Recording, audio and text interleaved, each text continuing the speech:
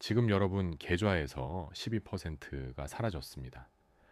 9월 10일 테러 다음 날보다 더 빠진 겁니다. 역대 최대 폭락입니다. 오늘 이 충격이 왜 생겼는지, 그리고 지금 이 순간 절대 하면 안 되는 것과 반드시 해야 하는 것을 말씀드리겠습니다.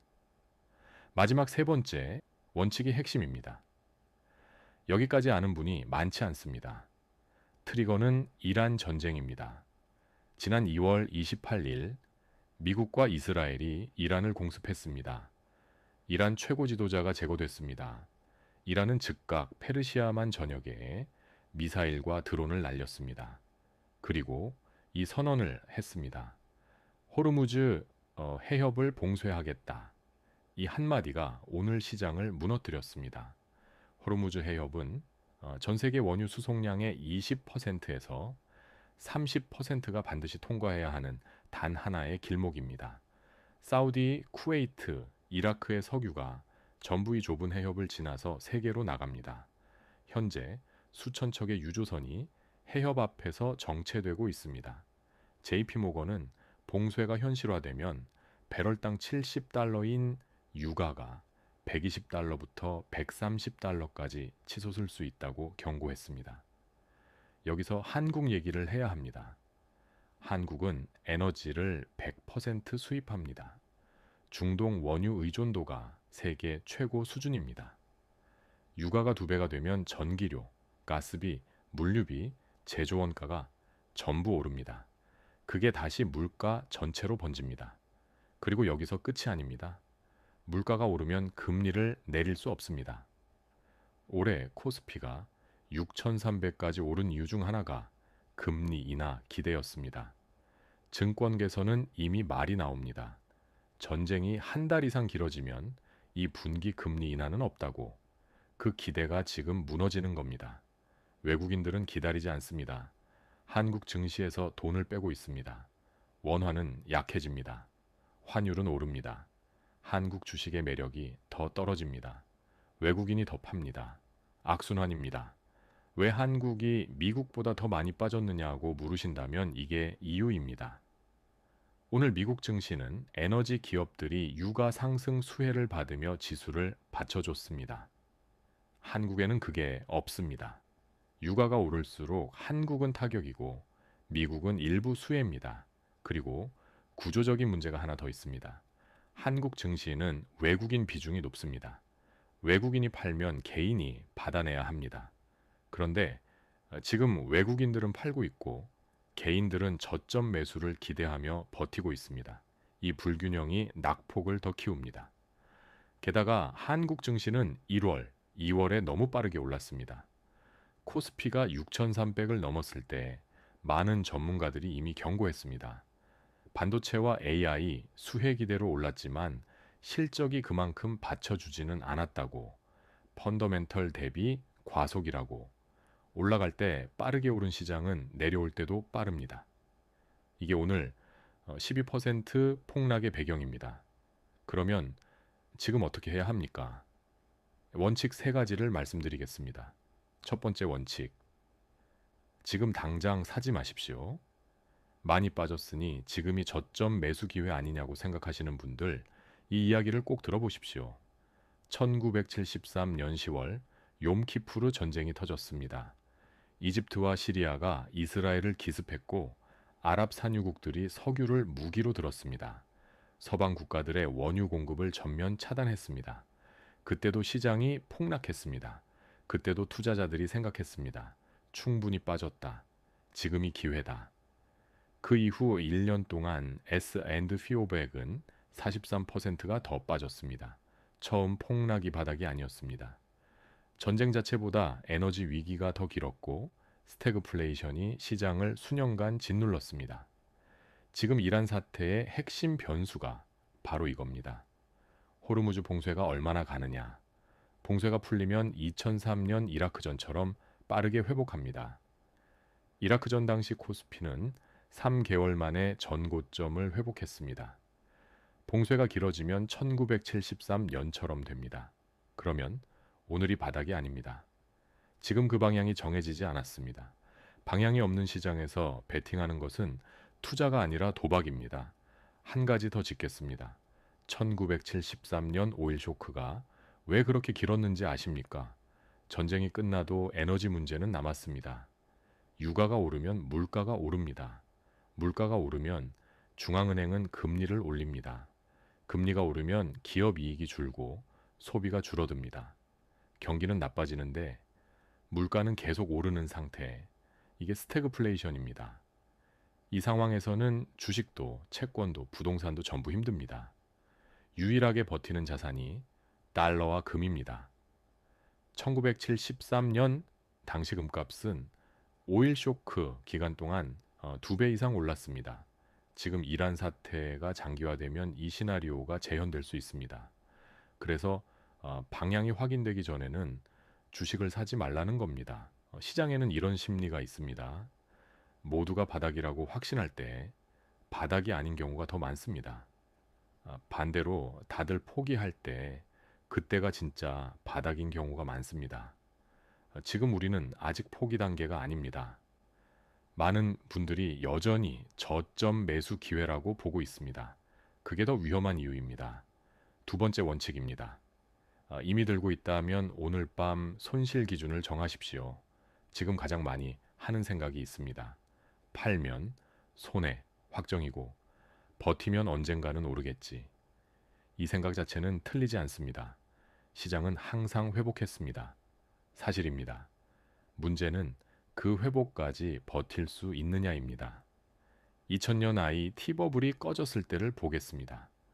코스피는 고점 대비 70% 가까이 빠졌고 완전 회복까지 수년이 걸렸습니다.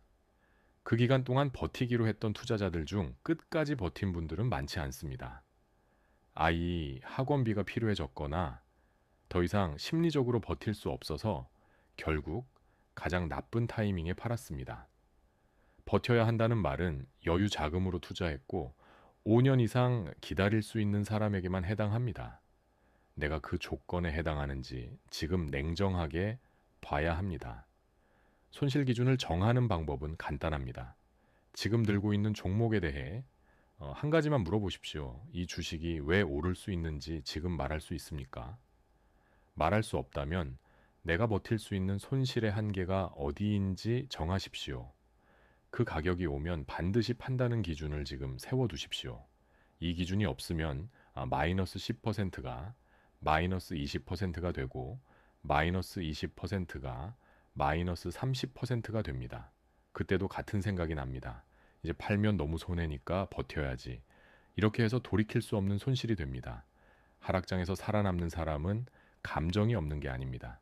기준이 있는 겁니다. 손실 기준을 어떻게 잡느냐고 물으시면 이렇게 말씀드립니다. 당이 트레이딩용 종목이라면 마이너스 8%에서 10%에서 끊는 게 기본입니다. 장기 투자용이라면 기업의 본질이 바뀌지 않았는지를 보십시오. 이란 전쟁으로 그 회사의 사업이 근본적으로 훼손됐습니까?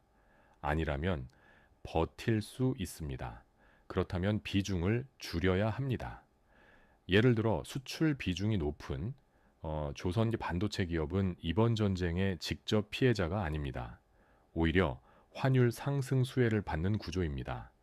이런 종목은 버팀의 근거가 있습니다.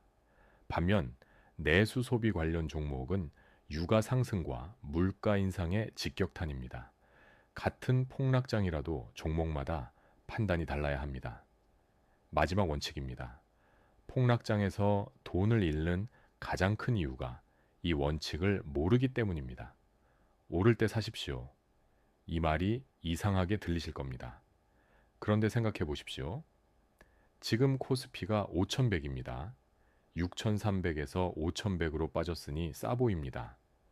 그런데 3개월 뒤 3000이 되면 5100은 비쌌던 겁니다. 바닥을 미리 아는 사람은 없습니다. 그래서 바닥을 맞히려 하지 말고 대신 이 신호들을 보십시오. 외국인이 이틀 이상 연속으로 순매수로 돌아서기 시작할 때, 사이드카 발동이 멈추고 장중 낙폭이 점점 줄어들 때, 전쟁 뉴스에서 협상이나 정전 이야기가 흘러나올 때, 그리고 나쁜 뉴스가 나왔는데도 시장이 더 이상 크게 빠지지 않을 때, 이 신호들이 하나둘 나타나기 시작하면 그때 움직이십시오. 전부 확인될 필요는 없습니다. 두세 가지가 겹치기 시작하면 방향성이 잡히는 겁니다. 나쁜 뉴스에도 덜 빠지는 날이 옵니다. 그날이 바닥에 가장 가까운 날입니다. 그때까지 손을 놓고 기다리는 것이 전략입니다. 기다리는 것도 포지션입니다. 바닥보다 10%에서 15% 비싸게 살 수 있습니다. 그런데 그게 훨씬 안전하고 수익도 충분합니다. 2003년 이라크전 때 공습 직후 공포에 매수한 사람들은 추가 하락에 흔들려 결국 팔았습니다. 반면 외국인 매수가 들어오고 방향성이 확인된 후에 들어간 사람들은 그 이후 반등을 온전히 가져갔습니다. 바닥에서 사는 사람이 영웅이 아닙니다. 살아남아서 끝까지 들고 있는 사람이 영웅입니다. 그러면 구체적으로 어떤 종목부터 보느냐고 물으신다면 이렇게 말씀드리겠습니다. 전쟁이 끝날 때 가장 먼저 오르는 건 낙폭이 과도하게 컸던 우량주입니다. 오늘 같은 날 삼성전자, SK하이닉스 같은 종목도 전쟁 자체와 무관한 이유로 함께 빠집니다. 이런 종목들이 방향성 신호가 확인되면 빠르게 되돌아오는 경향이 있습니다. 반면 전쟁 수혜주라고 올랐던 방산주나 에너지주는 정전 소식이 나오는 순간 반대로 급락합니다. 오늘 방산주가 미사일처럼 올랐다가 하루 만에 추락한 것이 그 패턴입니다. 수혜주를 쫓아 들어가는 것은 타이밍이 가장 중요하고 위험합니다. 마무리입니다. 이 상황이 3주에서 4주 안에 끝나면 2003년 이라크전처럼 회복합니다. 길어지면 1973년 오일 쇼크처럼 됩니다. 지금은 어느 쪽인지 아무도 모릅니다. 그래서 필요한 건 예측이 아닙니다. 원칙입니다. 첫째, 방향이 정해지기 전에는 사지 마십시오. 둘째, 이미 들고 있다면 오늘 밤 손실 기준을 정하십시오. 셋째, 신호가 보이기 시작하면 그때 들어가십시오. 지금 당장 오늘 밤 할 수 있는 것 두 가지를 말씀드리겠습니다. 첫 번째, 내 계좌에서 여유 자금과 투자 자금을 분리해서 보십시오. 지금 들고 있는 금액이 없어져도 생활에 지장이 없는 돈인지 아니면 필요한 돈이 들어가 있는지를 먼저 확인하십시오. 필요한 돈이 투자에 들어가 있다면 지금 비중을 줄이는 게 맞습니다. 두 번째, 보유 종목 각각에 대해 손실 한계 가격을 메모해 두십시오. 내일 장이 열렸을 때 그 가격 아래로 내려가면 무조건 판다는 기준을 지금 써두십시오. 시장이 열리고 나서 감정 상태에서 판단하면 반드시 늦습니다. 마지막으로 역사 하나만 짚겠습니다. 9월 10일 테러 직후 코스피는 12%가 빠졌습니다. 오늘과 비슷했습니다. 6개월 뒤 코스피는 테러 이전 수준을 회복했습니다. 2020년 코로나 팬데믹 때 코스피는 한 달 만에 35%가 빠졌습니다. 공포를 버텨낸 사람은 1년 뒤 2배 가까운 수익을 받습니다. 시장은 항상 회복했습니다. 그 회복을 볼 때까지 살아남아 있는 사람에게만 돌아온 수익입니다. 오늘 이 영상이 그 생존의 기준을 잡는 데 도움이 되셨으면 합니다. 지금 이 순간 계좌가 빨간색이어도 괜찮습니다. 오늘 손실은 숫자입니다. 원칙 없이 잘못된 판단을 내리는 것이 진짜 손실입니다. 구독과 좋아요는 이런 콘텐츠를 계속 만드는데 큰 힘이 됩니다. 감사합니다. 지금 이 순간 계좌가 빨간색이어도 괜찮습니다. 오늘 손실은 숫자입니다. 원칙 없이 내린 잘못된 판단이 진짜 손실입니다.